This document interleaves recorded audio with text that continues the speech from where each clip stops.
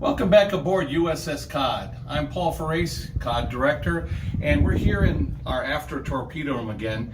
But we're not going to talk about our torpedo tubes. We're not going to talk about our flare ejector. We're going to talk about souvenirs. Yes, souvenirs, the things you bought as a kid when you went to Yosemite, the crazy little hats or the beer mugs.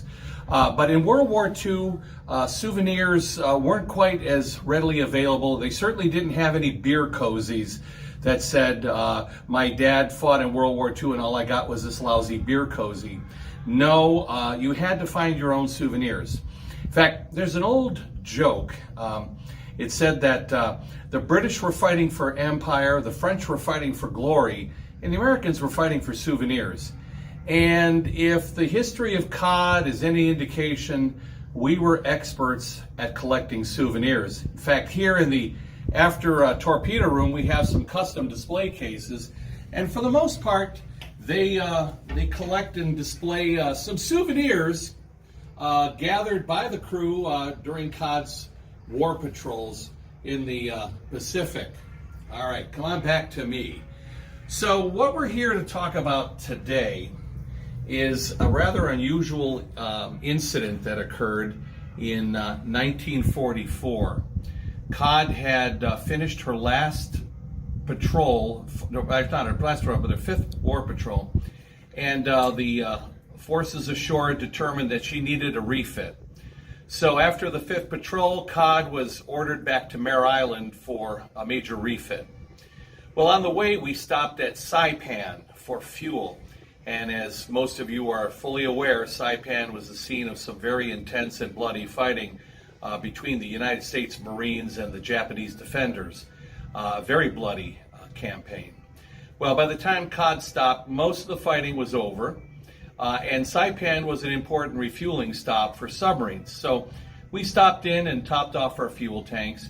And while we were there, we picked up several Navy sailors, personnel, that were headed back to the United States. Apparently there weren't any aircraft flying. Perhaps they didn't have sufficient rank to warrant an air trip back to the States. So Cod, being headed back to San Francisco, was deemed to be their most immediate transport. So we got a couple of sailors, and Cod being good hosts, these two Navy sailors were given bunks here in the after torpedo room. There's 15 beds back here. And apparently somebody thought that it was nice to give these guests one of our most comfortable bunks here in the after room. Well, so we depart Saipan, and we're headed east toward the United States. We're going to make a stop in Pearl Harbor again to refuel. And one of the personnel, one of these sailors, sitting on his bunk after a day at sea, decided he wanted to share his good fortune with his cod hosts. So he pulled out a sea bag and opened it up and said, "Hey guys, let me show you my souvenirs." In fact, we have a sea bag right down here. Since you love pointing things out, Evan, there's Mr. Felsky's sea bag right there. Now, it's missing a lot of contents. But that's a sea bag. It's a canvas duffel bag, and that is your main piece of luggage in the Navy in World War II. Well, this guy had a rather solidly packed sea bag, and he sat on one of the bunks and began undoing the cinches. And according to the crewman, there was an odd smell about it. Maybe he stuffed a couple of bologna sandwiches in his bag because he didn't think that maybe the submariners really had all that good of food on board. Of course, that's wrong. But anyway, there was an odd smell. But he opened the bag and he pulled out two round wax paper covered balls. And he said, "I traded the Marines on Saipan 2 cartons of cigarettes for these, and unwrapped them to reveal 2 human skulls." Of course, the cod crewmen around him were horrified, both to understand the cause of the odd smell and the fact that this man had brought essentially human heads on board. Now, I say they're skulls. Somebody nearby said, and I'll clean this up a little bit, "What the heck are you going to do with those?" And the reply came back, and I quote, "Well, I'm going to dig the rest of the meat out of them, shellac them, and make them into 2 lamps." Well, to say that they were upset by this is an understatement. The crew were horrified, and they expressed their rather negative feelings about this man's choice of souvenirs. And they, in fact, said, "You should throw those overboard." And he said, "Hell no, I traded 2 cartons of cigarettes for these." So, I mean, in World War II, I guess a carton of cigarettes is quite a valuable bartering piece. Well, anyway, he refused and realized maybe he had made a mistake by sharing his souvenir selection with the men of the cod. Well, a few minutes later, one of the officers came in the room. Apparently, he had been alerted to the situation in the after torpedo room. So the officer came in and looked at the sailor and said, "Grab your sea bag, come topside." Well, they got topside, and the sailor looked at the officer, and the officer said, "About 100 miles aft is Saipan. If you don't get rid of those damn skulls, you and your sea bag are swimming back to Saipan." Well, a few minutes later, the sailor came back down the hatch. His bag was a little less packed. Apparently, the smell was gone, and he sat in his rack and kind of turned away from everybody. And apparently, as the story goes from several of the crew and officers, he didn't have much to say to anybody for the rest of the trip back to Pearl.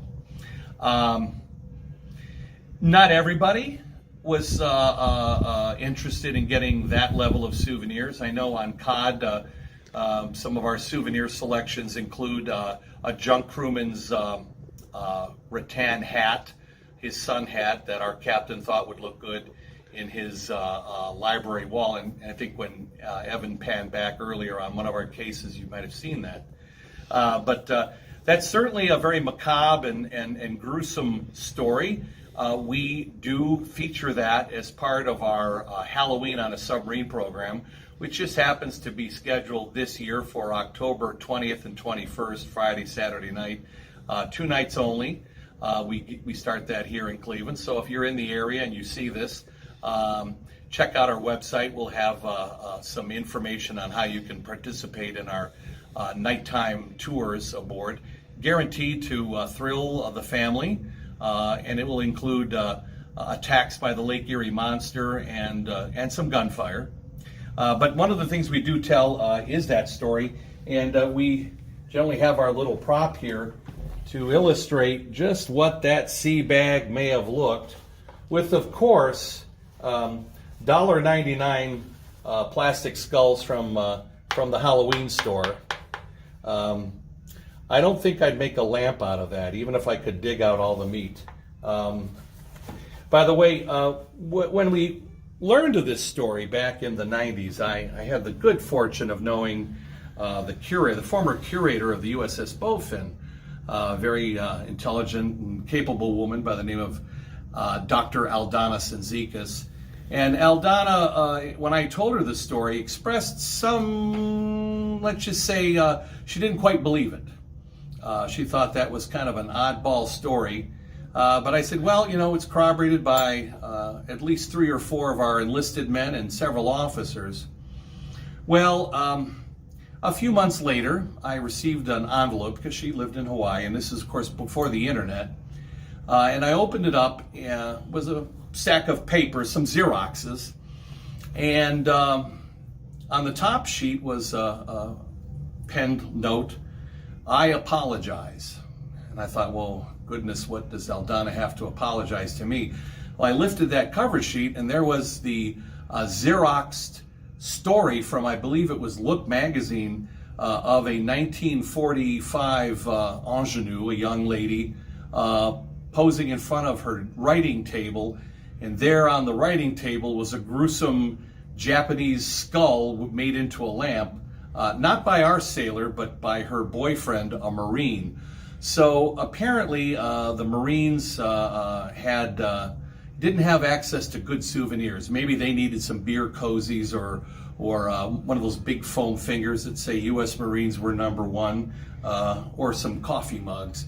But without those souvenirs, it's a testament to the ferocity of the fighting and the incredible hatred both sides had for each other in that very gruesome, bloody hand-to-hand fighting that was common in the Pacific. So at least one skull got back to the United States to be turned into a lamp.